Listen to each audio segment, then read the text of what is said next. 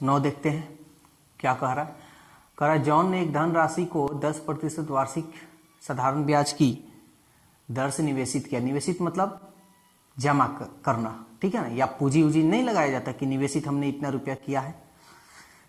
4 वर्षों के बाद वह राशि ब्याज सहित 770 रुपया हो जाती है। देखिए यहां सवाल जो है ब्याज सहित कह रहा है, ठीक है ना, ब्याज सहित।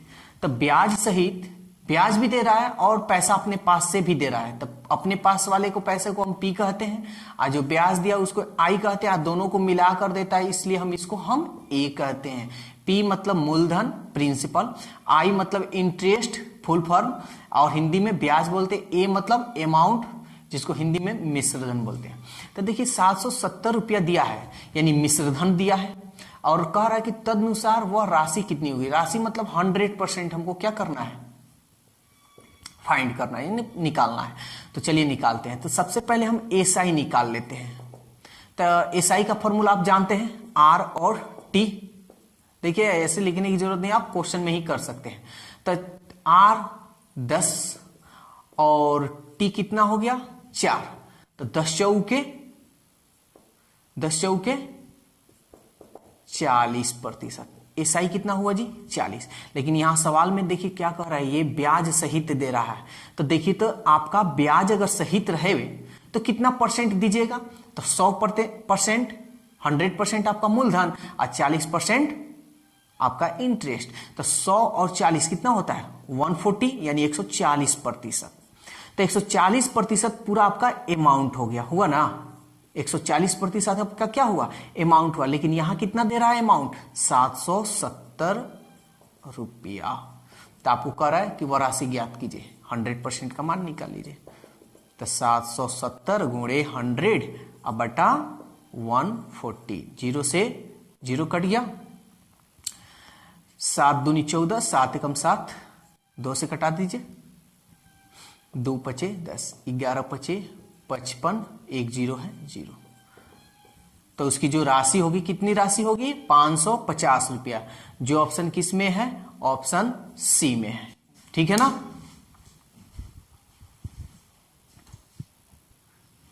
चलिए क्वेश्चन नंबर 10 देखते हैं।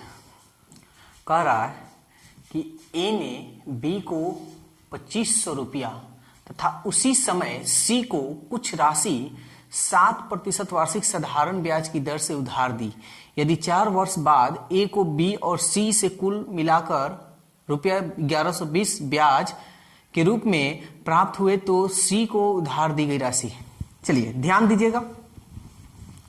देखिए ए ने बी को 2500 रुपया दिया।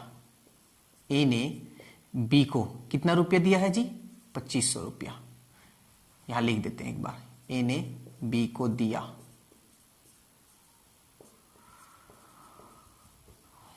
2500 रुपया दिया। उसी समय जब ए बी को दे रहा है ना, तो ठीक उसी समय सी को कुछ राशि दिया, कुछ पैसा दे दिया, जो भी दिया नहीं मालूम। 7% वार्षिक साधारण ब्याज की दर से उधार दी। सी को पैसा दिया ना, तो उसको 7% की दर से दे रहा है सी को।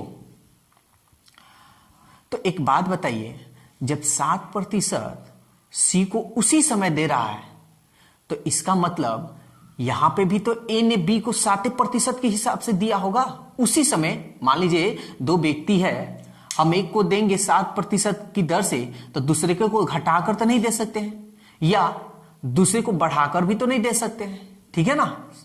तो ये याद रखिएगा, यहां दिया नहीं है लेकिन आपको ये दिमाग में रखकर चलना है कि 7% के हिसाब से ए ने बी को भी दिया। चलिए ठीक है। यदि 4 वर्ष बाद टाइम दे दिया, 4 वर्ष बाद टाइम दे दिया, 4 वर्ष बाद ए को बी और सी से कुल मिलाकर 1120 रुपया ब्याज के रूप में प्राप्त होता है। ध्यान दीजिएगा, यहां थोड़ा घुमाया हुआ क्वेश्चन है लेकिन भारी नहीं है। देखिए ए को बी और सी से, यानी बी और सी मिल जा रहा है ना, तो मिलकर ए को पैसा दे रहा है। तो क्या दे रहा है, ब्याज दे रहा है। हमको क्या निकालना है, सी का मान निकालना है, ठीक है। तो यहां बी और सी मिलकर और ये ए बी को कर्ज दिया तो ये पीए ना हुआ जी। ए ने बी को दिया तो बी ने ए से लिया तो बी का जो मूलधन है वो 2500 रुपया। तो हम बी का हम ब्याज निकाल लें, बी का ब्याज, बी का ब्याज कितना होगा तो आर और टी 7 चौके 28%, तो 2500 का 28% निकाल लीजिए।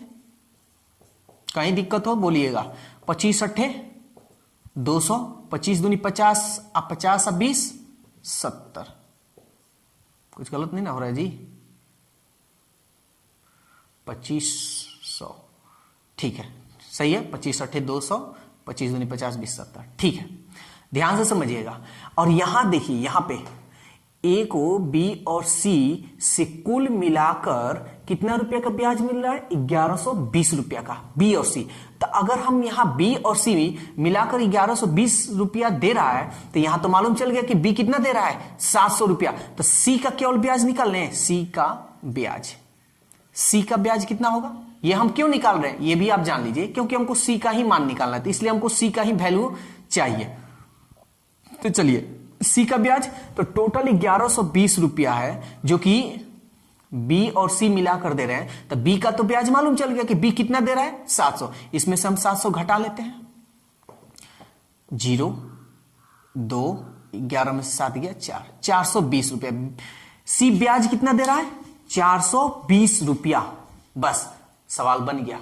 जब सी 420 रुपया दे रहा है तब प्रतिशत के रूप में कितना रुपया दे रहा है देखिए। तो देखिए यहां पे सवाल में कह रहा था ना जी, यहां आरटी सी को कितना 7% वार्षिक ब्याज की दर से 4 वर्ष का, तो सी का ब्याज कितना होगा 7 चौके 28% बराबर ये क्या है आपका सी का ब्याज निकला है, यहां लिख दे रहा है सी का ब्याज निकला 28%। अब सी का ब्याज कितना है 420। तो कह रहा है सी को उधार दी गई राशि यानी 100% का मान, उधार यानी कर्ज लेना पी कहा जाता है, पी को 100%।